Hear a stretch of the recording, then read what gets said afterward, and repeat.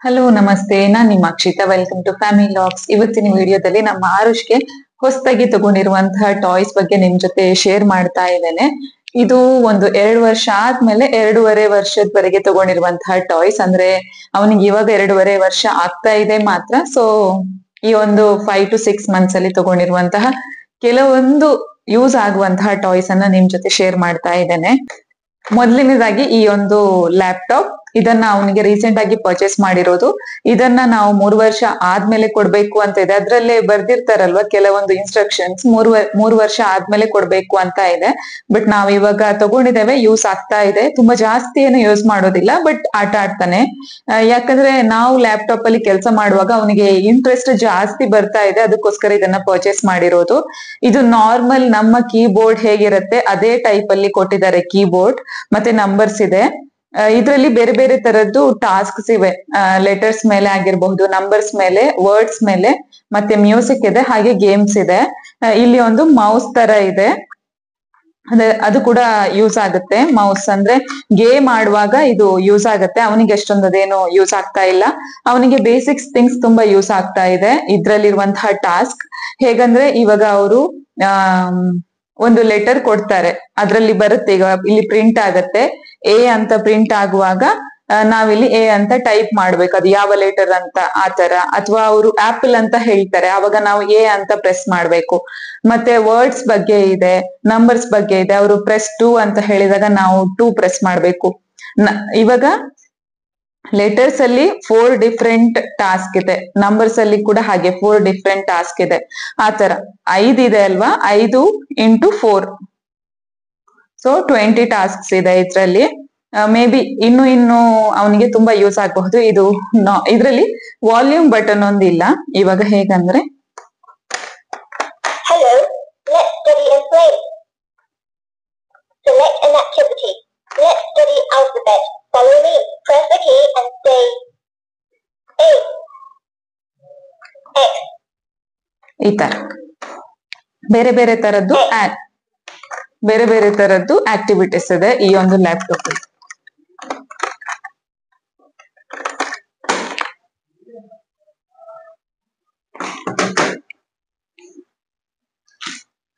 Next ಇದೊಂದು activity game ತರ.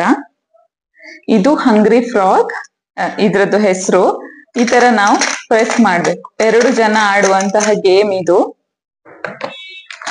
ಇದಕ್ಕೆ ಒಂದಷ್ಟು ಬೀಟ್ಸ್ ಇದೆ, 16 ಬೀಟ್ಸ್ ಇದೆ. ಇದನ್ನ ಇಲ್ಲಿ ಹಾಕಿ ಈ ತರ ಯಾರು ಜಾಸ್ತಿ ಅದನ್ನ ಕಲೆಕ್ಟ್ ಮಾಡ್ತಾರೆ ಅವರು ವಿನ್ ಆಗುವ ತರ. ಈ ಗೇಮ್ ಕೂಡ ಮಕ್ಕಳಿಗೆ ತುಂಬಾ ಖುಷಿ ಆಗತ್ತೆ, ಯಾಕಂದ್ರೆ ಅವ್ರ ಜೊತೆಗೆ ನಾವು ಕೂಡ ಆಡಿದಾಗ ಆಗತ್ತೆ. ಮತ್ತೆ ಅವರು ಕೂಡ ಅವ್ರದ್ದು ಕೈ ಕಣ್ಣು ಎಲ್ಲ ಬ್ಯಾಲೆನ್ಸ್ ಆಗೋದಕ್ಕೆ ಕೋಆರ್ಡಿನೇಷನ್ ತುಂಬಾ ಚೆನ್ನಾಗ್ ಆಗತ್ತೆ, ಕೈ ಮತ್ತೆ ಕಣ್ಣಿದ್ದು ಮತ್ತೆ ಬ್ರೈನ್ ಇದ್ದು ಕೂಡ ಅಂತ ಹೇಳ್ಬಹುದು. ನೆಕ್ಸ್ಟ್ ಇದು 2 ಸ್ಲೇಟ್. ಇದು ಇಂಥದ್ದು ಸ್ಲೇಟ್ ಅವನ ಹತ್ರ ನಾರ್ಮಲ್ ಆಗಿ ಇತ್ತು, ಮೊದ್ಲು ಕೂಡ ನಾನು ಶೇರ್ ಮಾಡಿದ್ದೆ. ಅದು ಹಾಳಾಗಿತ್ತು, ಹಾಗಾಗಿ ಇನ್ನೊಂದು ತಗೊಂಡಿದ್ದು. ಇದಕ್ಕೊಂದು ಕಡ್ಡಿ ಬರುತ್ತೆ, ಇದ್ರದ್ದು ಮಿಸ್ ಆಗಿದೆ. ಇದು ಎಲ್ಲಿಯೋ ಇದೆ. ಪ್ರೀವಿಯಸ್ ಸ್ಲೇಟ್ ಇತ್ತಲ್ವಾ, ಅದು ಗ್ರೀನ್ ಕಲರ್ ಇತ್ತು, ಅದ್ರದ್ದು ಕಡ್ಡಿ ಇಲ್ಲೇ ನಾವು ಇಡಕ್ಕಾಗತ್ತೆ, ಮತ್ತೆ ಹೀಗೆ ತೆಗೆಯೋದಕ್ಕಾಗತ್ತೆ. ಇಲ್ಲಿ ನಾವು ಏನ್ ಬೇಕಾದ್ರೂ ಬರಿಬಹುದು. ಅಂಡ್ ಇಲ್ಲೊಂದು ಬಟನ್ ಇರುತ್ತೆ, ಪ್ರೆಸ್ ಮಾಡಿದ್ರೆ ಹೋಗುತ್ತೆ ಅಷ್ಟೇ. ತುಂಬಾ ಯೂಸ್ ಆಗತ್ತೆ ಇದು ಕೂಡ. ನೆಕ್ಸ್ಟ್ ಇದು ಇನ್ನೊಂದು ಸ್ಲೇಟ್. ಇದು ಮ್ಯಾಗ್ನೆಟ್ ತರ, ಹೀಗೆ ಇದು ಹೀಗೆ ಮಾಡಿದ್ರೆ ಒಳಗ್ ಹೋಗತ್ತೆ.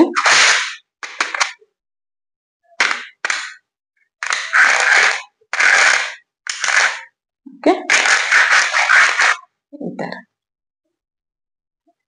ಇದರಲ್ಲಿ ಲೆಟರ್ಸ್ ಎಲ್ಲ ತುಂಬಾ ಚೆನ್ನಾಗಿ ಬರೆಯೋದಕ್ಕಾಗೋದಿಲ್ಲ, ಬಟ್ ಶೇಪ್ಸ್ ಮಾಡಬಹುದು ಅಥವಾ ಏನಾದ್ರೂ ಡ್ರಾಯಿಂಗ್ ಎಲ್ಲ ಮಾಡಬಹುದು.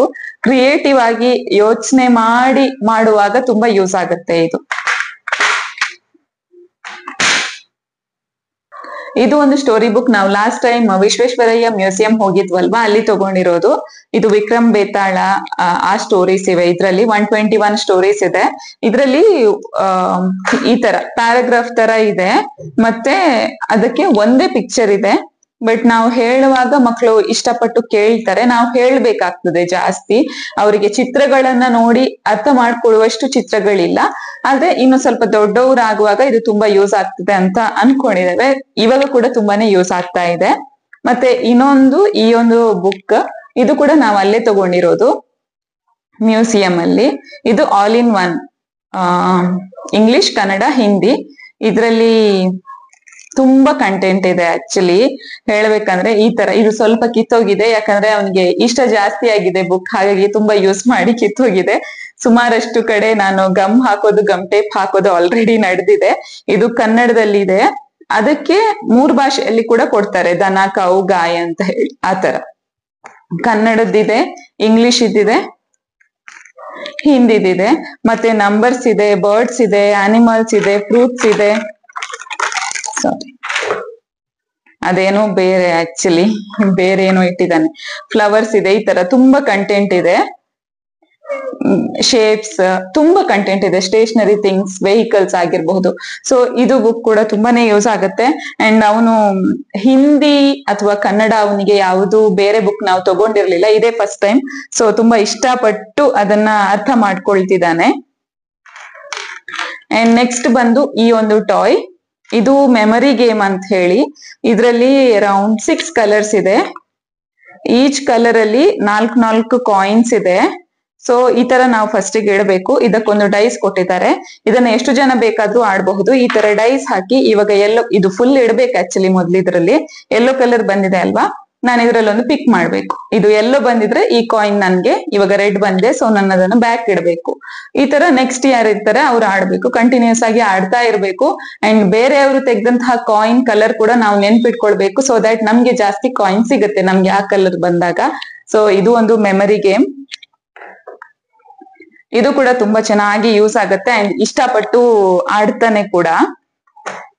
ನೆಕ್ಸ್ಟ್ ಬಂದು ಈ ತರದೊಂದು ಪಜಲ್. ಇದ್ರದ್ದು ಬಾಕ್ಸ್ ಹಾಳಾಗಿದೆ, ಇನ್ನು ಇದಕ್ಕೊಂದು ಡಬ್ಬ ಹುಡುಕ್ಬೇಕು. ಅಲ್ಲಿವರೆಗೆ ಅವನಿಗೆ ಬೇಬಿ ಹಗ್ ಅಲ್ಲಿ ಪರ್ಚೇಸ್ ಮಾಡಿರುವಂತಹ ಒಂದು ಬಟ್ಟೆ ಇತ್ತು, ಅದರದ್ದು ಕವರ್ ಅಲ್ಲಿ ಹಾಕಿಟ್ಟಿದ್ದೇನೆ. ಇದು ಅಸೆಂಬಲ್ ಮಾಡುವಂತಹ ಪಜಲ್. ಇದ್ರಲ್ಲಿ 8 ಇದೆ. ಈಚ್ ಪಜಲ್ ಅಲ್ಲಿ 9 ಈ ತರದ್ದು ಕಾರ್ಡ್ಸ್ ಇದೆ ಅಂಡ್ 8 ಪಜಲ್ ಮಾಡಬಹುದು ಇದ್ರಲ್ಲಿ. ಅವೆಂಜರ್ಸ್ ಇದು. ಇದನ್ನ ಕೂಡ ನಾವು ಆಫ್ಲೈನ್ ಪರ್ಚೇಸ್ ಮಾಡಿರೋದು, ಡಿಮಾರ್ಟ್ ಹೋಗಿದ್ವಿ, ಅಲ್ಲಿ ಪರ್ಚೇಸ್ ಮಾಡಿರೋದು. ಇದು ಇಷ್ಟಿಷ್ಟು ದೊಡ್ಡ ಪೀಸಸ್ ಇವಾಗ ನಾವು ಪರ್ಚೇಸ್ ಮಾಡಿದ್ದು. ಅಂಡ್ ಈಚ್ ಪಜಲ್ ಅಲ್ಲಿ 9 ಕಾರ್ಡ್ಸ್ ಬರುತ್ತೆ.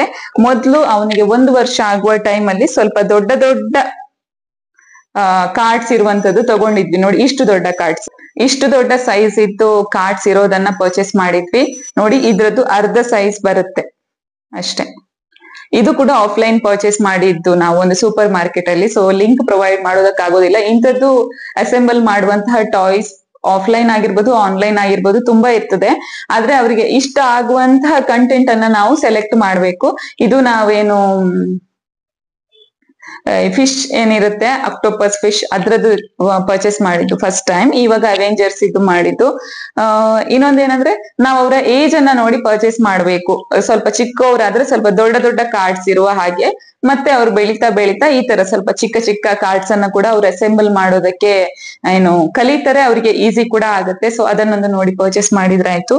ಇದು ಕೂಡ ಒಂದು ರಾಶಿ ಹಾಕಿದಾಗ ಅವರು ಯಾವ್ದಕ್ಕೆ ಯಾವ್ದು ಬೇಕು ಅಂತ ಹೇಳಿ ಚೂಸ್ ಮಾಡಿ ಮತ್ತೆ ಅದನ್ನ ಜಾಯಿನ್ ಮಾಡುವಾಗ ತುಂಬಾ ಟೈಮ್ ತಗೊಳ್ತಾರೆ.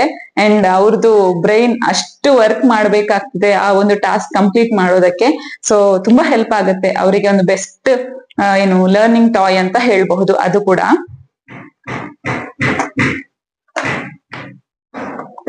ನೆಕ್ಸ್ಟ್ ನಾವು ಒಂದು ಪಿಯಾನೋ ಪರ್ಚೇಸ್ ಮಾಡಿದ್ದೇವೆ ಅವನಿಗೆ. ಇದರಲ್ಲಿ ಮೈಕ್ ಕೂಡ ಬರುತ್ತೆ. ಇದು ಒಂದು ಚಿಕ್ಕದೊಂದು ಮೈಕ್ ಕೂಡ ಇದೆ ಅದ್ರಲ್ಲಿ. ಮತ್ತೆ ಈ ಪಿಯಾನೋ ಡೈರೆಕ್ಟ್ ಆಗಿ ನಾವು ಏನು ಚಾರ್ಜಿಂಗ್ ತರ ಇಟ್ಟು ಕೂಡ ಯೂಸ್ ಮಾಡಬಹುದು, ಅಥವಾ ಪವರ್ ಬ್ಯಾಂಕ್ ಅಲ್ಲಿ ಕೂಡ ವರ್ಕ್ ಆಗುತ್ತೆ, ಅಥವಾ ಬ್ಯಾಟ್ರಿ ಕೂಡ ಹಾಕಬಹುದು. ಬ್ಯಾಟ್ರಿ ಹಾಕಿದ್ರೆ ಬೇಗ ಚಾರ್ಜ್ ಖಾಲಿ ಆಗ್ತಾ ಇದೆ, ಅದಕ್ಕೆ ನಾವು ಬೆಸ್ಟ್ ಅಂದ್ರೆ ಪವರ್ ಬ್ಯಾಂಕ್ ಯೂಸ್ ಮಾಡ್ತೇವೆ. ಅವನಿಗೆ ಚಾರ್ಜ್ ಡೈರೆಕ್ಟ್ ಹಾಕಿ ಯೂಸ್ ಮಾಡೋದು ಅಷ್ಟೊಂದು ಒಳ್ಳೆಯದಲ್ಲ ಅಲ್ವಾ, ಸೊ ಪವರ್ ಬ್ಯಾಂಕ್ ಯೂಸ್ ಮಾಡ್ತೇವೆ. ಇದ್ರಲ್ಲಿ ಕೂಡ ತುಂಬಾ ಏನು ಕಂಟೆಂಟ್ಸ್ ಇದೆ ಅವನಿಗೆ ಕಲಿಯೋದಕ್ಕೆ. ನಮಗೂ ಹೊಸ್ತು, ಆಕ್ಚುಲಿ ನಮ್ಗೆ ಕೂಡ ಇದ್ರದ್ದೆಲ್ಲ ಅಷ್ಟೊಂದು ಐಡಿಯಾ ಇಲ್ಲ, ಸೊ ಅವನಿಗೂ ಹೊಸ್ತು. ನಾವು ಅವನು ಎಲ್ಲರೂ ಜೊತೆ ಸೇರಿ ಕಲಿತಾ ಇದ್ದೇವೆ. ಇದು ಕೂಡ ತುಂಬಾ ಯೂಸ್ ಆಗುತ್ತೆ.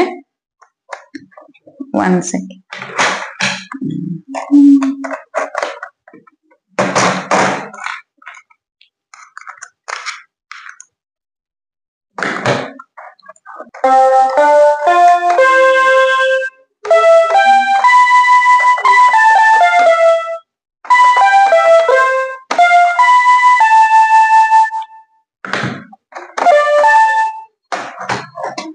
ಅಸೆಂಬಲ್ ಮಾಡುವಂತಹ ಪಸಲನ್ನು ಅವನು ಆಲ್ಮೋಸ್ಟ್ ಇವಾಗ ಸಾಲ್ವ್ ಮಾಡ್ತಾನೆ. ಕೆಲವೊಂದು ಸಲ ಯಾರ್ದಾರ್ದು ಹೆಲ್ಪ್ ಬೇಕಾಗ್ತದೆ, ಇಲ್ಲದಿದ್ದರೆ ಕಂಪ್ಲೀಟಾಗಿ ಅವನೇ ಸಾಲ್ವ್ ಮಾಡ್ತಾನೆ. ಆ್ಯಂಡ್ ಈ ಒಂದು ಕೊಳಲು ಕೂಡ ರೀಸೆಂಟಾಗಿ ನಾವು ಪರ್ಚೇಸ್ ಮಾಡಿರೋದು, ಬನ್ನೇರುಘಟ್ಟದಲ್ಲಿ ಪರ್ಚೇಸ್ ಮಾಡಿದ್ದು. ಅದು ಕೂಡ ಏನು ಫನ್ನಿಯಾಗಿ ಯೂಸ್ ಮಾಡೋದಕ್ಕೆ ಜಾಸ್ತಿ ಯೂಸ್ ಆಗುತ್ತೆ.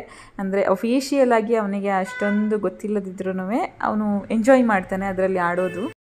ಇಷ್ಟೇ ನಾವು ರೀಸೆಂಟ್ ಆಗಿ ಪರ್ಚೇಸ್ ಮಾಡಿರುವಂತಹ ಲರ್ನಿಂಗ್ ಟಾಯ್ಸ್. ಸೊ ಈ ವಿಡಿಯೋನ ನಾನು ಇಲ್ಲಿಗೆ ಎಂಡ್ ಮಾಡ್ತಾ ಇದ್ದೇನೆ. ಇನ್ನು ನಾನು ನೆಕ್ಸ್ಟ್ ವಿಡಿಯೋದಲ್ಲಿ ಸಿಗ್ತೀನಿ. ಅಲ್ಲಿವರೆಗೆ take care and bye bye.